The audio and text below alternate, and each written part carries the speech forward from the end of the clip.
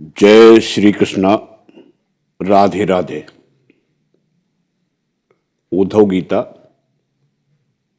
भागवत धर्मों का निरूपण और उद्धव जी का बद्रिकाश्रम गमन। उद्धव जी ने कहा, अच्युत, जो अपना मन वश में नहीं कर सका है उसके लिए आपकी बतलाई हुई इस योग साधना को तो मैं बहुत ही कठिन समझता हूं। अतः अब आप कोई ऐसा सरल और सुगम साधन बतलाइए जिससे मनुष्य अनायास ही परम पद प्राप्त कर सके। कमल नयन, आप जानते ही हैं कि अधिकांश योगी जब अपने मन को एकाग्र करने लगते हैं तब वे बार बार चेष्टा करने पर भी सफल न होने के कारण हार मान लेते हैं और उसे वश में न कर पाने के कारण दुखी हो जाते हैं। पद्मलोचन, आप विश्वेश्वर हैं। आपके ही द्वारा सारे संसार का नियमन होता है। इसी से सारा सार विचार में चतुर मनुष्य आपके आनंद वर्षी चरण कमलों की शरण लेते हैं और अनायास ही सिद्धि प्राप्त कर लेते हैं। आपकी माया उनका कुछ नहीं बिगाड़ सकती, क्योंकि उन्हें योग साधन और कर्मानुष्ठान का अभिमान नहीं होता। परंतु जो आपके चरणों का आश्रय नहीं लेते वे योगी और कर्मी अपने साधन के घमंड में फूल जाते हैं। अवश्य ही आपकी माया ने उनकी मति हर ली है। प्रभु, आप सबके हितैषी सुहृदय हैं। आप अपने अनन्य शरणागत बलि आदि सेवकों के अधीन हो जाएं, यह आपके लिए कोई आश्चर्य की बात नहीं है, क्योंकि आपने रामावतार ग्रहण करके प्रेमवश वानरों से भी मित्रता का निर्वाह किया।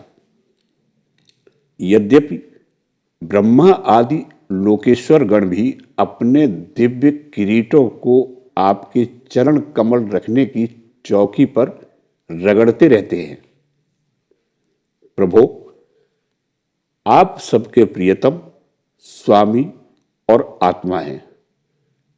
आप अपने अनन्य शरणागतों को सब कुछ दे देते हैं। आपने बलि, प्रहलाद आदि अपने भक्तों को जो कुछ दिया है उसे जानकर ऐसा कौन पुरुष होगा जो आपको छोड़ देगा। यह बात किसी प्रकार बुद्धि में ही नहीं आती कि भला कोई विचारवान विस्मृति के गर्त में डालने वाले तुच्छ विषयों में ही फंसा रखने वाले भोगों को क्यों चाहेगा। हम लोग आपके चरण कमलों की रज के उपासक हैं। हमारे लिए दुर्लभ ही क्या है। भगवान, आप समस्त प्राणियों के अंतःकरण में अंतर्यामी रूप से और बाहर गुरु रूप से स्थित होकर उनके सारे पाप ताप मिटा देते हैं और अपने वास्तविक स्वरूप को उनके प्रति प्रकट कर देते हैं। बड़े बड़े ब्रह्मज्ञानी ब्रह्मा जी के समान लंबी आयु पाकर भी आपके उपकारों का बदला नहीं चुका सकते। इसी से वे आपके उपकारों का स्मरण करके क्षण क्षण अधिकाधिक आनंद का अनुभव करते रहते हैं। श्री सुखदेव जी कहते हैं, परीक्षित, भगवान श्री कृष्ण ब्रह्मादि ईश्वरों के भी ईश्वर हैं। वे ही सत्व, रज आदि गुणों के द्वारा ब्रह्मा, विष्णु और रुद्र का रूप धारण करके जगत की उत्पत्ति, स्थिति आदि के खेल खेला करते हैं। जब उद्धव जी ने अनुराग भरे चित्त से उनसे यह प्रश्न किया, तब उन्होंने मंद मंद मुस्कुराकर बड़े प्रेम से कहना प्रारंभ किया। श्री भगवान ने कहा, प्रिय उद्धव, अब मैं तुम्हें अपने उन मंगलमय भागवत धर्मों का उपदेश करता हूं जिनका श्रद्धापूर्वक आचरण करके मनुष्य संसार रूप दुर्जय मृत्यु को अनायास ही जीत लेता है। उद्धव जी, मेरे भक्त को चाहिए कि अपने सारे कर्म मेरे लिए ही करे और धीरे धीरे उनको करते समय मेरे स्मरण का अभ्यास बढ़ाए। कुछ ही दिनों में उसके मन और चित्त मुझ में समर्पित हो जाएंगे। उसके मन और आत्मा मेरे ही धर्मों में रम जाएंगे। मेरे भक्त साधुजन जिन पवित्र स्थानों में निवास करते हों उन्हीं में रहे और देवता, असुर अथवा मनुष्यों में जो मेरे अनन्य भक्त हों उनके आचरणों का अनुसरण करे। पर्व के अवसरों पर सबके साथ मिलकर अथवा अकेला ही नृत्य, गान, वाद्य आदि महाराजोचित ठाट बाट से मेरी यात्रा आदि के महोत्सव करे। शुद्ध अंतःकरण पुरुष आकाश के समान बाहर और भीतर परिपूर्ण एवं आवरण शून्य मुझ परमात्मा को ही समस्त प्राणियों और अपने हृदय में स्थित देखे। निर्मल बुद्धि उद्धव जी, जो साधक केवल इस ज्ञान दृष्टि का आश्रय लेकर संपूर्ण प्राणियों और पदार्थों में मेरा दर्शन करता है और उन्हें मेरा ही रूप मानकर सत्कार करता है तथा ब्राह्मण और चांडाल, चोर और ब्राह्मण भक्त, सूर्य और चिंगारी तथा कृपालु और क्रूर में समान दृष्टि रखता है, उसे ही सच्चा ज्ञानी समझना चाहिए। जब निरंतर सभी नर नारियों में मेरी ही भावना की जाती है, तब थोड़े ही दिनों में साधक के चित्त से स्पर्धा, ईर्ष्या, तिरस्कार और अहंकार आदि दोष दूर हो जाते हैं। अपने ही लोग यदि हंसी करें तो करने दें, उनकी परवाह न करें। मैं अच्छा हूं, वह बुरा है, ऐसी देह दृष्टि को और लोक लज्जा को छोड़ दे और कुत्ते, चांडाल, गऊ एवं गधे को भी पृथ्वी पर गिरकर साष्टांग दंडवत प्रणाम करे। जब तक समस्त प्राणियों में मेरी भावना न होने लगे, तब तक इस प्रकार से मन, वाणी और शरीर के सभी संकल्पों और कर्मों द्वारा मेरी उपासना करता रहे। उद्धव जी, जब इस प्रकार सर्वत्र आत्मबुद्धि का अभ्यास किया जाता है, तब थोड़े ही दिनों में उसे ज्ञान होकर सब कुछ ब्रह्म स्वरूप दिखने लगता है। ऐसी दृष्टि हो जाने पर सारे संशय, संदेह अपने आप निवृत्त हो जाते हैं और वह सब कहीं मेरा साक्षात्कार करके संसार दृष्टि से उपराम हो जाता है। मेरी प्राप्ति के जितने साधन हैं, उनमें मैं तो सबसे श्रेष्ठ साधन यही समझता हूं कि समस्त प्राणियों और पदार्थों में मन, वाणी, शरीर की समस्त वृत्तियों से मेरी ही भावना की जाए। उद्धव जी, यही मेरा अपना भागवत धर्म है। इसको एक बार आरंभ कर देने के बाद फिर किसी प्रकार की विघ्न बाधा से इसमें रत्ती भर भी अंतर नहीं पड़ता, क्योंकि यह धर्म निष्काम है और स्वयं मैंने ही इसे निर्गुण होने के कारण सर्वोत्तम निश्चय किया है। भागवत धर्म में किसी प्रकार की त्रुटि पड़नी तो दूर रही, यदि इस धर्म का साधक भय, शोक आदि के अवसर पर होने वाली भावना और रोने, पीटने, भागने जैसे निरर्थक कर्म भी निष्काम भाव से मुझे समर्पित कर दे, तो वे भी मेरी प्रसन्नता के कारण धर्म बन जाते हैं। विवेकियों के विवेक और चतुरों की चतुराई की पराकाष्ठा इसी में है कि वे इस विनाशी और असत्य शरीर के द्वारा मुझ अविनाशी एवं सत्य तत्व को प्राप्त कर लें। उद्धव जी, यह संपूर्ण ब्रह्म विद्या का रहस्य मैंने संक्षेप और विस्तार से तुम्हें सुना दिया।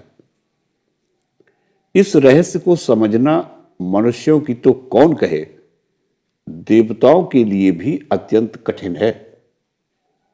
मैंने जिस सुस्पष्ट और युक्ति युक्त ज्ञान का बार बार वर्णन किया है, उसके मर्म को जो समझ लेता है, उसके हृदय की संशय ग्रंथियां छिन्न भिन्न हो जाती हैं और वह मुक्त हो जाता है।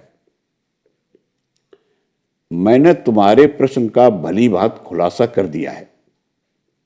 जो पुरुष हमारे प्रश्नोत्तर को विचार पूर्वक धारण करेगा, वह वेदों के भी परम रहस्य सनातन पर ब्रह्म को प्राप्त कर लेगा।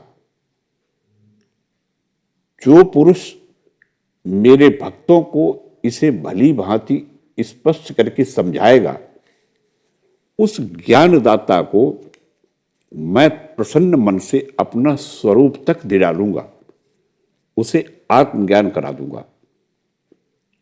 उद्धव जी, यह तुम्हारा और मेरा संवाद स्वयं तो पवित्र है ही, दूसरों को भी पवित्र करने वाला है। जो प्रतिदिन इसका पाठ करेगा और दूसरों को सुनाएगा, वह इस ज्ञान दीप के द्वारा दूसरों को मेरा दर्शन कराने के कारण पवित्र हो जाएगा।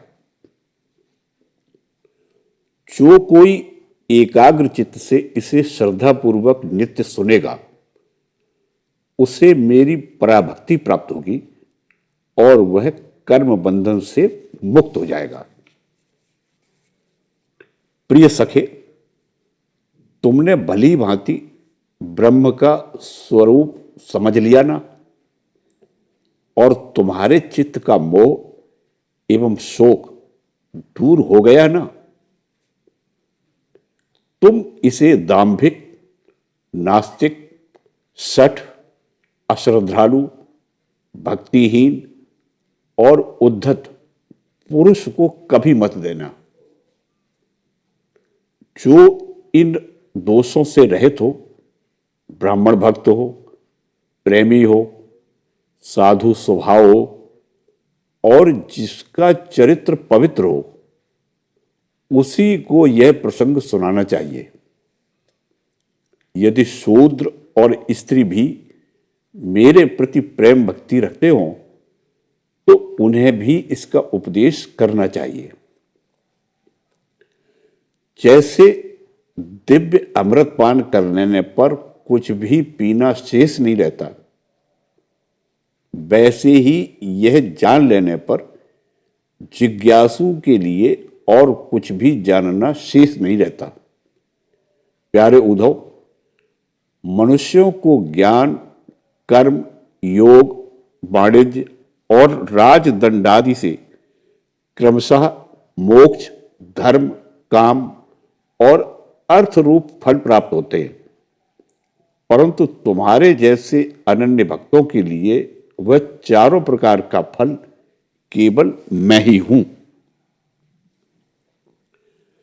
जिस समय मनुष्य समस्त कर्मों का परित्याग करके मुझे आत्मसमर्पण कर देता है, उस समय वह मेरा विशेष माननीय हो जाता है और मैं उसे उसके जीवत्व से छुड़ाकर अमृत स्वरूप मोक्ष की प्राप्ति करा देता हूं और वह मुझसे मिलकर मेरा स्वरूप हो जाता है।